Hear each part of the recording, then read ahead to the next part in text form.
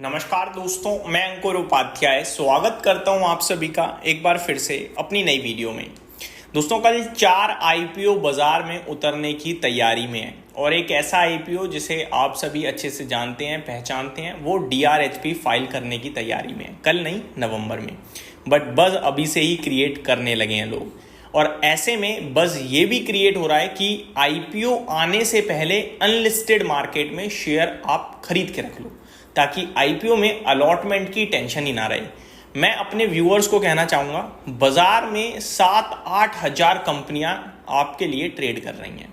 अगर आप उनमें पैसा नहीं बना पा रहे हो और सोच रहे हो कि अनलिस्टेड मार्केट में मैं शेयर खरीद लेता हूँ, आईपीओ आएगा, मेरे पास पहले से ही पड़ा होगा, अलॉटमेंट की टेंशन ही नहीं है, ये कूल साउंड तो करेगा, लेकिन इसमें पैसा बनेगा नहीं बनेगा पता नहीं, क्योंकि रीसेंट एक्शन यही बता रहा है कि ऐसे में पैसा टूट रहा है। फॉर एन एग्जाम्पल, अभी आपने एचडीबी फाइनेंशियल, ये छोटा मोटा नाम नहीं था, ये एचडीएफसी बैंक की सब्सिडरी कंपनी थी, जिसका अनलिस्टेड मार्केट में शेयर 1150 रुपए था। आईपीओ तय हुआ 750 रुपए और इशू के बाद स्टॉक 900 रुपए तक गया और आज की डेट में 800 रुपए पे खड़ा है। अभी तक अनलिस्टेड मार्केट का प्राइस पार नहीं हुआ। मैं केवल और केवल ये बोलना चाह रहा हूं कि आप लोग फोमो या कूल बनने के चक्कर में अपने पैसे की कुर्बानी ना दें। 3 महीने बाद बाजार में उतर जाएगा शेयर, आपको इजीली मौका बनेगा। बेशक लिस्टिंग पे ना पैसा बन पाए आपका, लिस्टिंग पे बनता भी कितना है यार, 14-14.5 हज़ार रुपये को आपको मैक्सिमम शेयर अलॉट होता है। 50% भी अगर गेम लिया 7,500 रुपये होता है, क्या करोगे उसमें? परसेंटेज टर्म्स में 50% लिस्टिंग गेन दिखेगा, कूल साउंड करेगा, अच्छा लगेगा, लेकिन पैसा 7.5 लाख रुपए लगाओ, 7% कमाना है 7,500 रुपये के लिए। 10 लाख लगाओ, आपको 1% नहीं कमाना, तो समझो बात को, ठीक है जी। बात करते हैं दोस्तों अब आप सभी के साथ एक एक करके 4 आईपीओ जो कल लिस्ट होने वाले हैं उनके बारे में। डिस्क्लेमर ये है कि मैंने पर्सनल लेवल पे चारों में से किसी भी आईपीओ को लेकर आप सभी के साथ डिस्कशन नहीं किया था, तो मेरा पर्सनल इंटरेस्ट किसी में भी नहीं है। बट यहाँ पे जो डेटा कह रहा है वो मैं आपके साथ शेयर कर देता हूँ। For an example, Patel retail, इसका आईपीओ कल बाजार में लिस्ट होने के लिए तैयार है, बाजार में पारी शुरू करने के लिए कंपनी तैयार है। और according to Mint ahead of the listing, the Patel retail IPO GMP यानी ग्रे मार्केट प्रीमियम इस ₹48 पर शेयर। 48 रुपए का प्रीमियम चल रहा है। इशू प्राइस अगर आप देखें तो 303 रुपए के करीब दिख रहा है मुझे यहाँ पे, तो आई थिंक इशू प्राइस 303 ही है, क्योंकि हाँ जी, जहाँ तक है 303 ही है। तो ये आपके लिए 48 रुपये जो साउंड करेंगे तो आई थिंक 17-18% प्रीमियम पे लिस्ट हो सकता है, ऐसा जीएमपी सजेस्ट कर रहा है। ये भी कहा जा रहा है कि कहीं ना कहीं जो 45 से 50 रुपये के बीच यानी 17 से 20% के करीब का जीएमपी आपको मिल सकता है पटेल रिटेल में। बढ़ते हैं दूसरे आईपीओ की तरफ, विक्रम सोलार। ये अच्छा, एक चीज़ और मैंने नोटिस करी, इनमें ज़्यादातर आईपीओ, जो 4 आईपीओ जिनकी बात कर रहा हूँ मैं, इनमें क्यूआईपी और एनआईआई पोर्शन में दबा के पैसा लगाया गया, यानी बड़े इन्वेस्टर्स इंटरेस्टेड थे। अच्छी बात ये थी, तो लिस्टिंग के बाद भी शायद कैरी ऑन हो सकती है जी।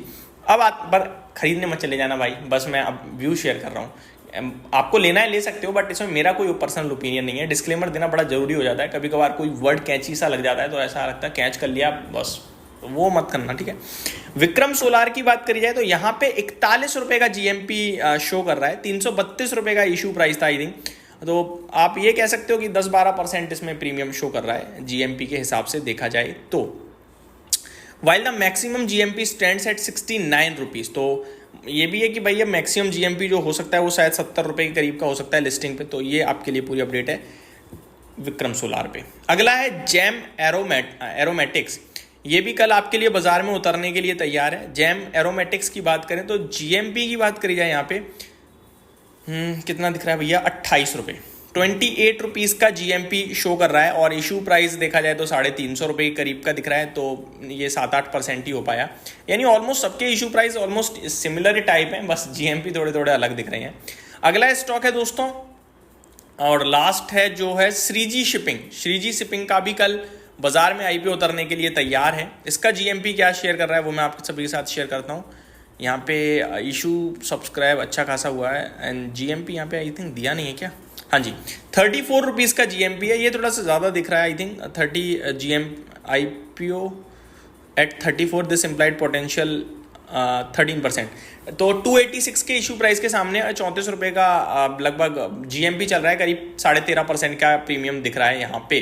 तो ये 4 आईपीओ जो कल बाजार में उतरने के लिए तैयार हैं। अब आता हूँ मैं जिस स्टॉक के बारे में सबसे पहले बात कर रहा था, नवंबर में जिसका आईपीओ डीआरएचपी फाइल करते हुए दिख सकती है कंपनी, वो है ओयो होटल्स। आप सभी इसको अच्छे से जानते हो, पहचानते हो।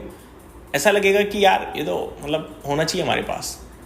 तो अनलिस्टेड मार्केट में लोग इसे बेचने की कोशिश में लग गए हैं अब, कि आईपीओ आने से पहले आप लेके बैठ जाओ। मैं बता रहा हूँ कुछ नहीं है, ये बस एक फैसिनेटिंग सा टाइप दिखता है, एक सुपर पावर लगती है कि मेरे पास तो पहले से ही है।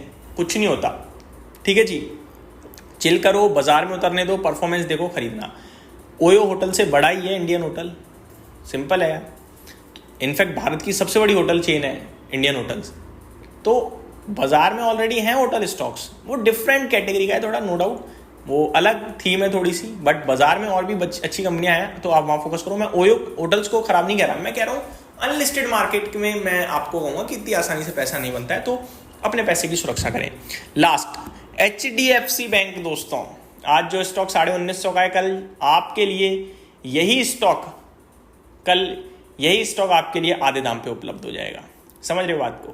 करीब 975 रुपए के भाव पे मिल सकता है। स्टॉक का नाम HDFC बैंक। रीजन, कल ये स्टॉक 1:1 के एक्स बोनस पे ट्रेड करता हुआ दिखेगा आप सभी को। तो ये मेरी तरफ से आपके लिए कुछ अपडेट्स थी, उम्मीद करता हूँ डिटेल्स पसंद आई होंगी। Thank you so much for watching this video. Have a great day guys.